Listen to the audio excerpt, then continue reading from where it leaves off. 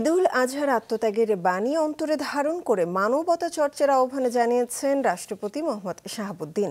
ঈদ উপলক্ষে সকালে বঙ্গভবনে বিশিষ্টজনদের সাথে শুভেচ্ছা বিনিময়ের সময় একথা বলেন তিনি। আমন্ত্রিত অতিথিদের মধ্যে ছিলেন রাজনীতিবিদ, বিচারক, সাংবাদিক, কূটনীতিক সহ বিশিষ্ট ব্যক্তিরা। অতিথিদের শুভেচ্ছা জানান রাষ্ট্রপতি মোহাম্মদ শাহাবুদ্দিন এবং তার সহধর্মিণী ডক্টর রেবেকা সুলতান। সবার সাথে শুভেচ্ছা বিনিময়ের পর বক্তব্য রাখেন রাষ্ট্রপতি। এ সময় বিশ্বব্যাপী চলমান অস্থিরতা এবং যুদ্ধ বিগ্রহ ত্যাগ করে মানবতা চর্চার আহ্বান জানান রাষ্ট্রপতি।